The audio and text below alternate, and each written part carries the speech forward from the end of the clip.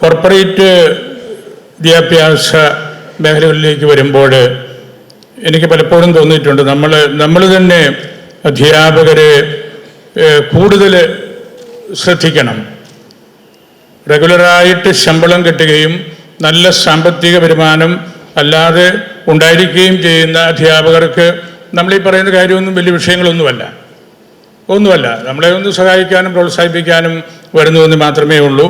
അപ്പോൾ ഈ മേഖലയിലുള്ള ഒരു ബെറ്റർ കോർഡിനേഷൻ നമുക്ക് ആവശ്യമാണ്. ഓരോ രൂപതയും ആണ്ടുവട്ടത്തിൽ 2 തവണ എങ്കിലും പ്രസ്ബിറ്റേറിയം വൈദിക സമ്മേളനം കൂടുന്നത് പോലെ ഓരോ രൂപതയും ഈ അധ്യാപക സമ്മേളനവും വർഷത്തിൽ 2 തവണയെങ്കിലും കൂടുന്നത് നല്ലതാണ്.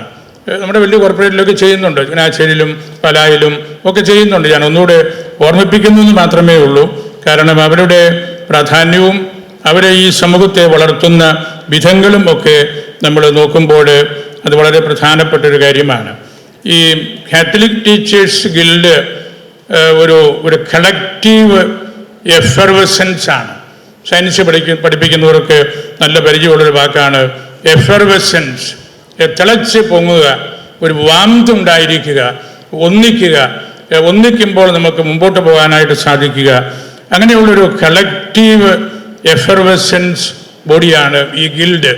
അതുകൊണ്ട് നമുക്ക് കൂടുതലായിട്ട് നമ്മുടെ കാര്യങ്ങൾ സമർത്ഥിക്കാനും പറയാനും എല്ലാം ശക്തിയുള്ളൊരു കാര്യമായിട്ട് ഇത് എല്ലാ രൂപതകളിലും പ്രവർത്തിക്കുന്നുണ്ട്. ഇവിടെ കേരള തലത്തിൽ വന്നപ്പോൾ അത് മുല്ലശ്ശേരി പിതാവിൻ്റെ അധ്യക്ഷതയിൽ വരുമ്പോൾ അതിന് കൂടുതൽ ശക്തിയും കരുത്തും ഉണ്ട് എന്ന് നമുക്കെല്ലാവർക്കും അറിയാം.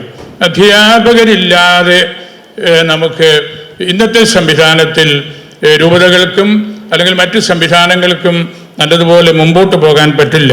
ഈ നാളുകളിലൊക്കെ മാധ്യമങ്ങളിൽ നമ്മൾ കേട്ട ഒരു ചെറിയ വാക്യമാണല്ലോ, വിത്തൗട്ട് പെറു there will be no Leo.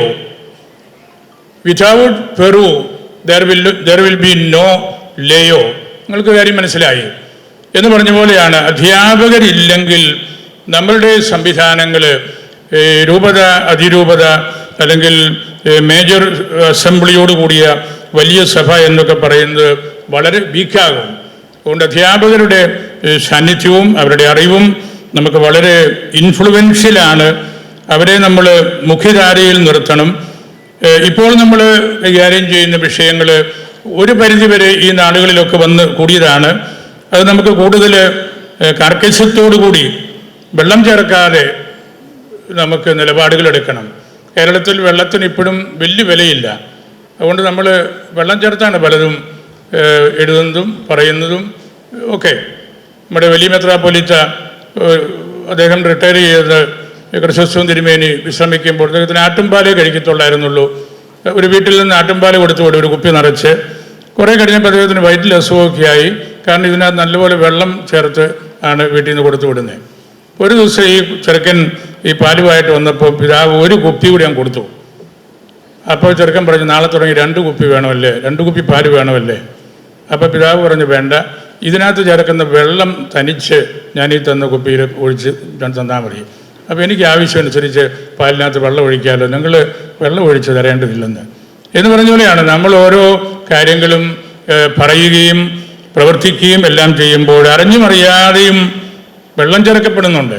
രാഷ്ട്രീയ പാർട്ടികൾ വിഭജിച്ച് ബലഹീനമായിട്ട് കിടക്കുകയാണ്.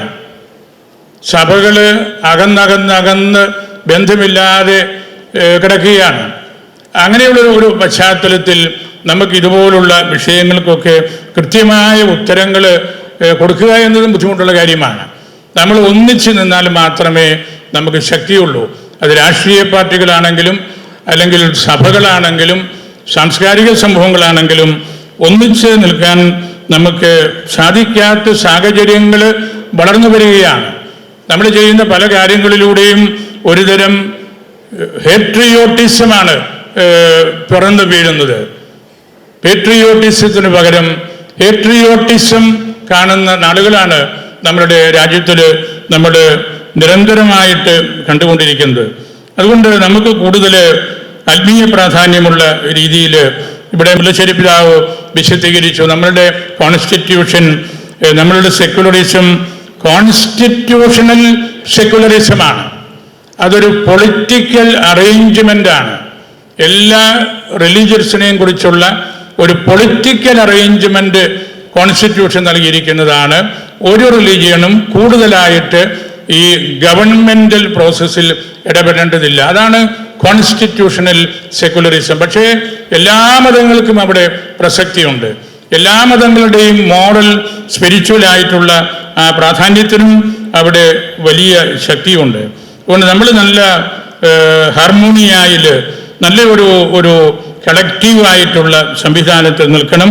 നമുക്ക് വിദ്യാഭ്യാസ മേഖലയിൽ മാത്രമല്ല, നമ്മുടെ ദളിത് ക്രൈസ്തവർ അനുഭവിക്കുന്ന വിഷയങ്ങൾ, കാർഷിക മേഖലയിലുള്ള പ്രതിസന്ധികൾ, ഒപ്പം നമ്മളുടെ സഭയിലും സമൂഹത്തിലുമുള്ള പ്രതിസന്ധികളൊക്കെ നമ്മൾ കുറച്ചുകൂടെ ഗൗരവതരമായിട്ട് കണക്കിലെടുക്കണം. ഭിന്നശേഷിയുടെ പേരിൽ അധ്യാപക നിയമനങ്ങൾ അംഗീകരിക്കാത്തതും ശമ്പളം ലഭിക്കാത്തതും, കേറ്ററ്റ് വിഷയത്തിൽ അധ്യാപകർ നേടുന്ന ആശങ്കകളും, ന്യൂനപക്ഷ അവകാശങ്ങൾ കേൾക്കുന്ന പരിക്കുകളുമെല്ലാം എയ്ഡഡ് വിദ്യാഭ്യാസ മേഖലയ്ക്ക് വലിയ തടസ്സങ്ങളാണ്. നമ്മളതൊരു ലേഖനം എഴുതി, ഒരു മീറ്റിംഗ് കൂടി അങ്ങനെ അത് അവസാനിപ്പിക്കരുത്. ഈ സാഹചര്യത്തിൽ കേരള കാത്തലിക് ടീച്ചേഴ്സ് ഗിൽഡിൻ്റെ സംസ്ഥാന സമ്മേളനത്തിന്, അതും ഈ ചങ്ങനാശ്ശേരിയിൽ വെച്ച് നടത്തുന്നതിന് വളരെയേറെ പ്രാധാന്യമുണ്ട് എന്ന് ഞാൻ ആവർത്തിച്ച് പറയുകയാണ്. കത്തോലിക്ക വിദ്യാഭ്യാസ സ്ഥാപനങ്ങൾക്ക് എന്നും സമൂഹത്തിൽ മതിപ്പുണ്ട്, അതിന് പ്രാധാന്യമുണ്ട്, അത് ഇൻഫ്ലുവൻഷ്യലാണ്. അറിവ്, ഉത്തമ ബോധ്യങ്ങളുടെ കൈമാറ്റം തുടങ്ങി ദേശീയ പൗരധർമ്മം തുടങ്ങിയ രാഷ്ട്രസങ്കല്പങ്ങൾ പരിപോഷിപ്പിക്കുന്നതിനോടൊപ്പം മൂല്യങ്ങളുടെ കൈമാറ്റം കൂടെ സഭ ലക്ഷ്യമിടുന്നുണ്ട്. ഈശ്വരചിന്ത, അനുകമ്പ, അച്ചടക്കം, മറ്റുള്ളവരോടുള്ള ബഹുമാനം, സ്വഭാവ രൂപവൽക്കരണം, ഇങ്ങനെ നിരവധിയായ കാര്യങ്ങൾ ഞാൻ എടുത്തു പറയുകയാണ്. നമ്മളുടെ ഈ രൂപതകളൊക്കെ ഇത്രയും പിടിച്ചു നിൽക്കുന്നത് ഈ അധ്യാപകരിലൂടെ ഒരു എവാഞ്ചലൈസേഷൻ നടക്കുന്നുണ്ട്, അധ്യാപകരിലൂടെ കാറ്റഗൈസിസ് നടക്കുന്നുണ്ട്, അധ്യാപകരിലൂടെ വചനം ശക്തമായിട്ട് പ്രഘോഷിക്കപ്പെടുന്നുണ്ട്. അതൊന്നും വേറെ ആരുടെയും കുത്തകയായിട്ട് മാറ്റിവെച്ചാൽ കാര്യം നടക്കുകയില്ല. അപ്പം നിങ്ങളിലൂടെ നടക്കുന്ന എവാഞ്ചലൈസേഷനും കാറ്റഗറ്റിക്കൽ വിദ്യാഭ്യാസ പ്രോസസ്സുമൊക്കെ വളരെ നിശ്ചയദാർഢ്യത്തോടുകൂടി എല്ലാവരും ഒന്നുകൂടെ ഹൃദയത്തിലെടുക്കണമെന്നാണ് എൻ്റെ അഭിപ്രായം. കൃഷിയോടും പ്രകൃതിയോടും ആഭിമുഖ്യം വളർത്താൻ ഉതകുന്ന പ്രവർത്തനങ്ങൾ, ലഹരി വിരുദ്ധ മനോഭാവം, തൊഴിലാളികളോടുള്ള താല്പര്യം, ഇങ്ങനെ നിരവധിയായ കാര്യങ്ങൾ നമ്മുടെ ഈ സമ്മേളനത്തോട് ബന്ധപ്പെട്ട കാര്യങ്ങളാണ്. ഇന്നത്തെ നമ്മുടെ യുവ അധ്യാപകർ നേരിടുന്ന ഏറ്റവും വലിയ പ്രതിസന്ധി, ചെയ്യുന്ന ജോലിക്ക് അംഗീകാരമോ പ്രതിഫലമോ ലഭിക്കുന്നില്ല. അവർ വിഷമിക്കുകയാണ്. അവർ രാത്രിയിൽ തട്ടുകട നടത്തുകയും മറ്റുള്ളവരുടെ പറമ്പിൽ പണിയെടുത്തും ഒക്കെ ജീവിക്കേണ്ട ആ ഒരു കാര്യം നിങ്ങളൊന്ന് ഓർത്ത് നോക്കിക്കേ. നിങ്ങളിൽ തന്നെ പൂർണ്ണമായിട്ട് ശമ്പളം മേടിച്ച് നല്ല സുഭിക്ഷതയിൽ കഴിയുമ്പോൾ നിങ്ങളിൽ ഒരു കൺവേർഷൻ ഉണ്ടാകണം. അതായത് ഒരു കുഴപ്പവുമില്ലാത്ത അധ്യാപകർ കുറച്ചുകൂടെ ഇന്ന് നേരിടുന്ന ഈ പ്രതിസന്ധികളൊന്ന് മനസ്സിലാക്കണം. നീണ്ടകാലത്തെ കഠിനാധ്വാനത്തിനും കാത്തിരിപ്പിനും ശേഷം കുഞ്ഞുങ്ങളുടെ മുമ്പിലെത്തി അക്ഷരം പകർന്നു നൽകുന്നവരെ ഇനിയും വെറും കൈയോടെ പറഞ്ഞുവിടുന്ന അധികാരികളെ കുറിച്ച് എന്താണ് നമ്മൾ പറയേണ്ടത്? നാട്ടിലാകെ വിദ്യാലയങ്ങൾ സ്ഥാപിക്കാനും നടത്തിക്കൊണ്ടു പോകുവാനും സർക്കാരിന് തനിക്ക് സാധിക്കാതെ വന്ന സാഹചര്യത്തിലാണ് കേരളത്തിൽ സവിശേഷമായ എയ്ഡഡ് സംവിധാനം നിലവിൽ വന്നത്. നമ്മളാരും ഇത് കയറി അങ്ങനെ പിടിച്ചതല്ല, നമ്മുടെ ഈ രാജ്യത്തെ സഹായിക്കാൻ വേണ്ടി ചെയ്ത കാര്യമാണ്. അതായത് സ്കൂൾ കെട്ടിടവും പരിസരവും ഉൾപ്പെടുന്ന കോടിക്കണക്കിന് രൂപയുടെ വസ്തുവകകൾ പൊതുസമൂഹത്തിനായി തുറന്നിടുകയും സർക്കാർ മാനദണ്ഡങ്ങൾ പ്രകാരം അധ്യാപകരെ നിയമിച്ച് വിദ്യാഭ്യാസ പ്രക്രിയയിൽ പങ്കാളിയാവുകയും ചെയ്യുന്ന സർക്കാരിൻ്റെ ഏറ്റവും അടുത്ത അഭ്യുദയകാംക്ഷികളാണ് എയ്ഡഡ് മാനേജ്മെൻറ്റുകൾ. അതവർ മനസ്സിലാക്കണം, അതവർ മനസ്സിലാക്കിയേ പറ്റൂ. അവർ വേറെ നല്ല വർത്തമാനമൊക്കെ പറഞ്ഞ് നമ്മളെ മാറ്റി നിർത്തിയിട്ട് യാതൊരു കാര്യവുമില്ല, അതൊരു പരിഹാരവുമാകുന്നില്ല. ഈ അടുത്ത കാലത്തായി ഉത്തരവുകളുടെ ബാഹുല്യമാണ്. ഒരേ വിഷയത്തിൽ തന്നെ വ്യത്യസ്ത വ്യാഖ്യാനങ്ങളും നിർദ്ദേശങ്ങളും വഴി സ്കൂളുകളുടെ ദൈനംദിന പ്രവർത്തനങ്ങൾ അതീവ ദുഷ്കരമാക്കിയിരിക്കുകയാണ്. ഭിന്നശേഷി പ്രശ്നം പോലെ കേവലം ഒരു സർക്കാർ ഉത്തരവിൽ പരിഹരിക്കാമായിരുന്ന പ്രശ്നം ഇവിടെ പറഞ്ഞല്ലോ പിതാവ്, കോടതി വ്യവഹാരങ്ങളിലേക്ക് വലിച്ചിഴക്കുക വഴി എയ്ഡഡ് സംവിധാനത്തെ താറുമാറാക്കുകയാണ്.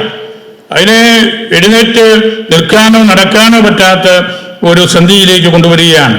ഭിന്നശേഷി പ്രതിസന്ധിയെ തുടർന്ന് 2021 മുതൽ നിയമിതരായിരിക്കുന്നവർക്ക് ദിവസവേതനം മാത്രം എന്നത് എത്ര ക്രൂരമായ ഒരു നിലപാടാണ്.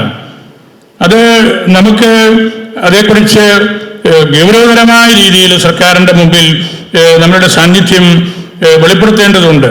യോഗ്യരായ ഭിന്നശേഷിക്കാരുടെ എണ്ണം ആവശ്യത്തിന് ലഭ്യമല്ല എന്ന വസ്തുത സർക്കാരിന് ബോധ്യമായിരിക്കെ അത് നിശ്ചിത ശതമാനം തസ്തികകൾ ഭിന്നശേഷിക്കാർക്കായി നീക്കിവെക്കാൻ തയ്യാറാണെന്ന് അറിയിച്ചിട്ടുള്ള മാനേജ്മെന്റുകളുടെ ഉൾപ്പെടെയുള്ള അധ്യാപക നിയമനങ്ങൾ വീണ്ടും കോടതിയിലേക്ക് വലിച്ചിഴക്കുന്നത് നിർഭാഗ്യകരമായ കാര്യമാണ്.